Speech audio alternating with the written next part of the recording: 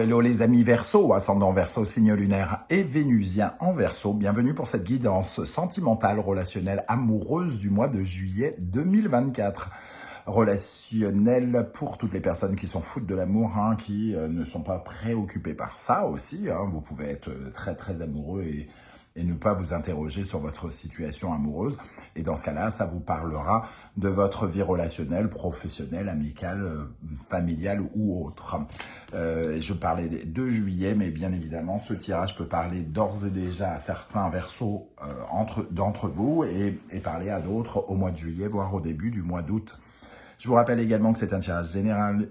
Il ne vous faut prendre que les messages qui vibrent avec ce que vous vivez actuellement, uniquement si ça vous parle, avec beaucoup de discernement.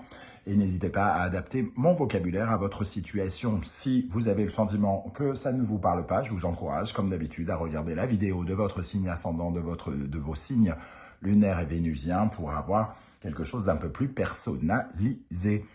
On y va avec l'énergie principale de votre vie sentimentale, relationnelle, amoureuse en juillet. N'oubliez pas de liker, de partager, de vous abonner. C'est très important. Je vous en remercie. Nous avons ici l'impératrice. L'impératrice, elle est en pleine croissance. L'impératrice, elle est dans le charme, elle est dans l'expansion, elle s'ouvre, entre guillemets, au monde, elle crée son monde, elle a des...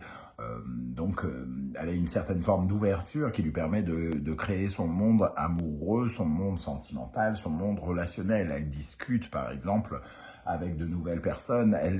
Elle reçoit des nouvelles, elle écrit et elle reçoit des messages.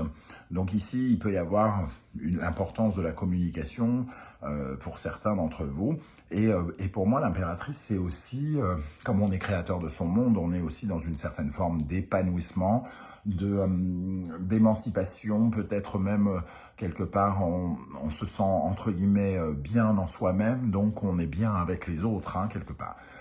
Donc avec cette impératrice, on voit qu'il y a quelque chose qui s'accroît, et qui vous permet d'essayer de retrouver aussi votre voie sentimentale, amoureuse. J'ai l'impression que vous cherchez à faire évoluer des choses, l'impression de ne pas avoir été protégé, par exemple, pendant ces dernières semaines, ces derniers mois. Vous avez besoin peut-être de guérir par rapport à quelque chose avec cette impératrice et cette étoile inversée ici. Vous avez perdu un peu espoir et vous êtes en train de travailler sur la notion d'en retrouver, de retrouver votre bonne étoile, de vous réorienter quelque part, très probablement. On va regarder avec les énergies maintenant de l'oracle de la musique, un oracle que j'ai créé, qui vient de sortir le 11 juin. Si moi j'en fais pas la promo, évidemment, qui va le faire. Donc je vous invite à le découvrir au fur et à mesure de mes guidances, mais aussi, si vous le souhaitez, d'aller vous renseigner un petit peu plus sur d'autres vidéos et de ne pas hésiter, bien évidemment, à l'acquérir si vous souhaitez me soutenir mon travail, parce que ce n'est pas du tout avec YouTube que je gagne ma vie, sinon je mangerais des cailloux. Donc merci en tout cas pour votre soutien à la chaîne et à moi, je vous en remercie. On a ici l'énergie des cloches et clochettes. On parlait de l'étoile ici, qui était un peu retournée. Les cloches et clochettes, c'est justement le soutien divin, le sentiment d'être sécurisé par nos guides, par ce qu'il y a au-dessus de notre tête, entre guillemets. Ici, on pourrait avoir pendant le mois de juillet l'impression quand même que les étoiles reviennent vers nous, quelque part, de se reconnecter avec le divin, de retrouver une certaine forme de chance, parce que l'impératrice et les cloches et clochettes, finalement, vont dans le même sens. Elles attirent la loi de l'attraction. Si on est positif, si on est ouvert, si on communique, si on a des projets et qu'on est créateur de sa vie, eh bien on attire ce que l'on crée, entre guillemets. Donc ici, ça peut quand même nous parler de bonnes nouvelles relationnelles, de bonnes énergies de soutien, d'avoir l'impression d'être aidé là où on avait l'impression peut-être précédemment de ne pas l'être. Je vais voir avec la deuxième énergie, mais voilà comment ça peut me parler. La dissonance. Ok, bon, la dissonance, c'est aussi une notion musicale, évidemment, qui peut presque avoir un côté comique hein, dans la musique, puisque à partir du moment où où la dissonance produit une impression d'instabilité entre les notes, un sentiment de contradiction, forcément, ça devient une certaine forme de désaccord.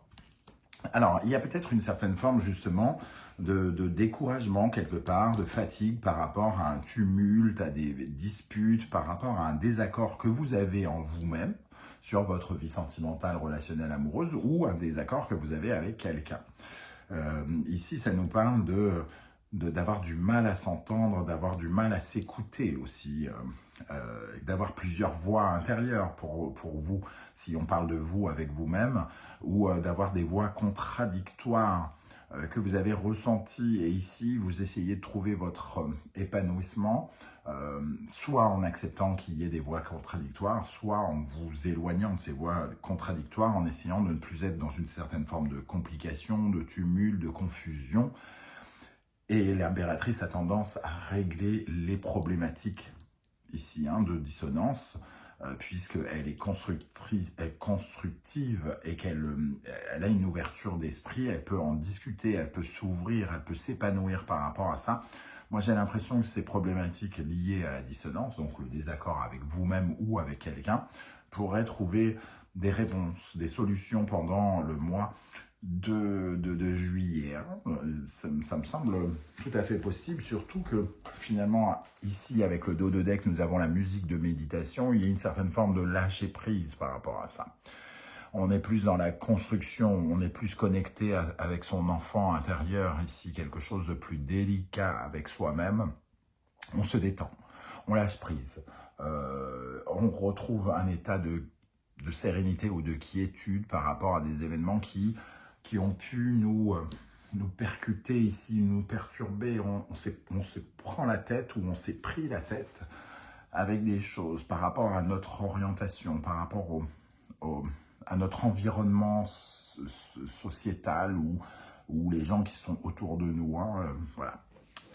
On va essayer d'en savoir un peu plus ici avec l'oracle du soleil levant, ma première création. Hein, vous pouvez toujours l'acquérir, le mec qui fait de la pub. Ok, nous allons regarder ici quelle est l'énergie qui va particulièrement vous aider, vous favoriser, sur laquelle vous pouvez vous appuyer, ami Verseau, ascendant Verseau, signe lunaire et vénusien en Verseau pendant le mois de juillet. Sur quelle énergie sentimentale, relationnelle, amoureuse vous pouvez vous appuyer, les amis Verseau? Le Dharma. Bon, on est encore dans cet esprit divin ici, vous êtes soutenu, vous êtes aidé, que vous le pensiez ou pas actuellement. Ici, le Dharma, ça nous parle de cet œil hein, divin qui vous regarde faire des vœux, ici, avoir envie de développer quelque chose, avoir des projets sentimentaux ou relationnels, de faire avancer votre réseau, de faire avancer votre vie sentimentale. On vous voit, on vous aide peut-être à régler ces dissonances en vous-même, ces contradictions qui vous habitent. Mais en tout cas, vous n'êtes pas seul, même si vous l'avez pensé dernièrement par rapport à des événements qui ont pu se produire. Ok, quelle est l'énergie qui, au contraire, pourrait vous freiner, vous ralentir, vous paralyser, même pourquoi pas, une énergie que vous pourriez être amené à rééquilibrer? Ami Verseau, ascendant Verseau, signe lunaire et vénusien en Verseau. L'empereur. Alors, l'empereur va nous parler d'un sentiment de manque de confiance en soi, pourquoi pas. Ça peut nous parler d'un sentiment d'insécurité, un manque d'ancrage quelque part. L'ancrage, c'est l'incapacité de croire que l'on peut construire les choses, le fait de manquer de confiance en soi, de ne pas croire qu'on peut construire sa vie, qu'on peut se sentir en sécurité avec soi-même, voire une certaine forme de dépendance dans la capacité à se protéger soi-même, sans personne. Hein. Parce que l'amour, finalement, dès qu'on a l'impression qu'on a besoin de quelqu'un pour nous protéger, finalement, on est dépendant de lui. Parce que si c'est lui qui nous protège, s'il disparaît, ben on est sans protection. Donc il est important quand même avec cette énergie de créer son indépendance. Tout à l'heure, j'ai parlé du mot émancipation. Indépendance de cette impératrice qui peut exister seule.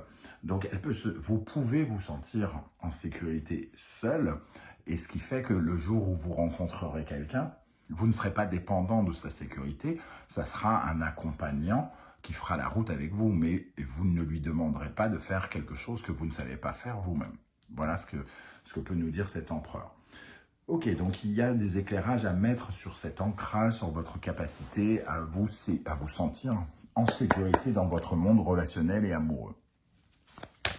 Avec le tarot Symbolon, on va regarder quels conseils l'univers souhaite-t-il vous transmettre, ami Verseau, ascendant Verseau, signe lunaire en Verseau. Oh, bah celle-là, elle veut venir. Ok, Poisson, Neptune. On sent ici beaucoup d'imaginaire avec la notion de Poisson, Neptune. Et on a les clochettes, on a le Daruma, on a l'étoile inversée. Il est question ici de faire des rêves. Alors, de faire des rêves. Ok, c'est la notion de Poisson et de Neptune. Sauf que en ce moment, Saturne et la planète Saturne est dans le Poisson. Pas très loin de Neptune, il me semble, en plus. Donc, il y a...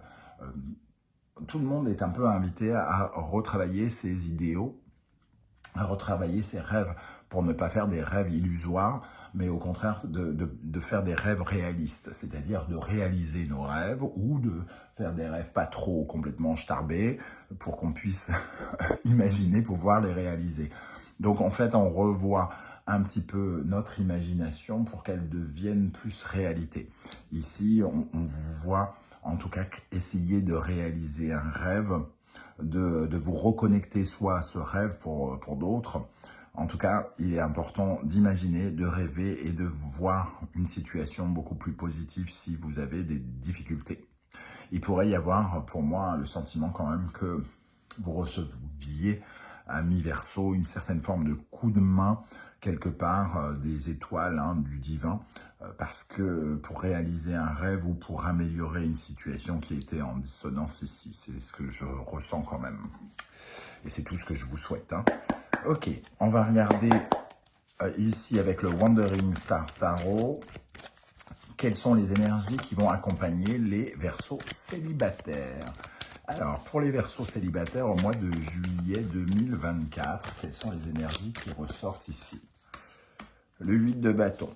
Le 8 de bâton, c'est des mouvements, beaucoup de mouvements pour bouger, pour évoluer, il y a plein d'actions aussi avec cette énergie. Le 8 de bâton, c'est précipiter les choses, c'est avoir le sentiment de s'activer, c'est vraiment s'activer pour créer du mouvement. Et ici, peut-être aussi, c'est un peu préparer ses bagages, quelque part, alors pour une nouvelle aventure. C'est un peu comme si vous régliez certaines choses de votre vie sentimentale et relationnelle pour pouvoir vous préparer à une nouvelle aventure amoureuse ou relationnelle. En tout cas, il y a une certaine forme de mouvement autour de ça.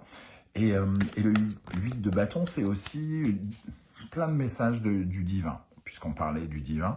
C'est des coïncidences, des synchronicités qui vous aident à aller vers de nouvelles aventures, vers un nouvel voyage. Donc des nouvelles, finalement.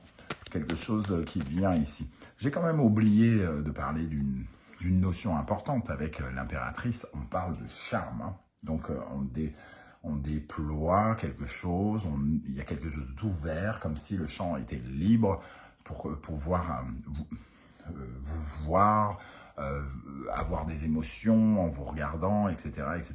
Le charme. Donc ici, il peut y avoir aussi le sentiment d'être appelé, d'être invité, d'avoir du mouvement pendant ce mois de juillet. Une deuxième notion pour les Verseaux célibataires. Le 3 d'épée. Bon, ici, c'est le sentiment de peine, de manque, de douleur. Il y a ici alors des nouvelles qui apaisent votre douleur peut-être, ou alors quelque chose qui s'accélère pour, comment dire, pour vous faire comprendre, pour vous faire vous éloigner, pour faire croître cette sensation. C'est-à-dire, peut-être un acte de résilience quelque part, peut-être avoir accès à des nouvelles données qui vous feront prendre conscience de cette douleur, de ce qu'elle peut vous apporter, de comment s'en débarrasser, de comment s'en émanciper ou quelque chose comme ça. Donc ces signes du destin, cette aide pourrait peut-être vous éloigner de ces dissonances, de ce sentiment d'être mal aimé ou d'avoir souffert du mauvais amour de quelqu'un ou quelque chose comme ça. Donc une accélération peut-être de vos rapports à l'autre aussi. Hein. Pour les Verseaux qui sont en couple, quelles sont les énergies qui ressortent ici pour le mois de juillet pour les Verseaux en couple ou qui pensent l'être, hein, les époux, les épouses, pas forcément mariés d'ailleurs. Nous avons le 9 de denier. Il peut y avoir une sensation justement de plus de stabilité, une meilleure confiance dans le couple, beaucoup plus de stabilité, beaucoup plus de force, d'accomplissement, peut-être même une bonne nouvelle financière qui redonne de la force à votre couple ou quelque chose comme ça. Le 9 de denier, c'est la prospérité, le confort. Ici, c'est de la croissance, donc il peut y avoir une certaine forme d'amélioration ou de croissance dans votre couple notamment. Alors une amélioration qui est en lien avec votre vie professionnelle, vie financière par exemple, et qui met du beurre dans les épinards, ça peut être ça, hein, ou alors tout simplement un peu plus de confort entre vous, quelque chose qui s'installe un peu plus dans votre couple. Une deuxième énergie, nous avons la reine d'épée. Alors, pour certains, ça peut être une décision de justice qui vous est favorable ou qui est favorable à votre époux, à votre épouse et qui apporte justement du beurre dans les épinards. La reine d'épée apporte beaucoup plus de discernement quant à ce qui peut nous rendre heureux, de ce qui peut nous rendre notre vie plus confortable, plus sûre, plus confiante. Hein. On sent ici, finalement, sentiment c'est un peu comme si on voyait la force de notre couple, sur quoi notre couple est puissant, sur quoi il peut reposer, sur les bases solides de notre couple, hein, les bases solides et confortables et sécurisantes de notre couple. Voilà les amis Verseaux, comment je ressens ce tirage. Je ne sais pas du tout si ça va vous parler et comment. J'espère que vous serez nombreux à venir commenter juste en dessous. Hein. Vos différentes lectures sur un tirage commun peuvent tout à fait inspirer d'autres Verseaux qui vous liront. Je remercie toutes les personnes qui like, qui partagent, qui s'abonnent et qui commentent, même ceux qui laissent un petit coucou, un petit émoticône vite fait, parce qu'ils n'ont pas envie de s'étaler sur YouTube. Merci à vous pour cela. Merci à toutes les personnes qui font l'acquisition de mes oracles aussi. Dernière chose, je vous invite à aller découvrir la guidance du second semestre 2024 que j'ai posté très récemment pour voir les énergies qui vous accompagneront tout au long de cette fin d'année. Je vous remercie de m'avoir écouté. On se retrouve très bientôt pour une guidance professionnelle. En attendant, prenez bien soin de vous les amis Verseaux. Merci d'être là et à très bientôt. Ciao, ciao.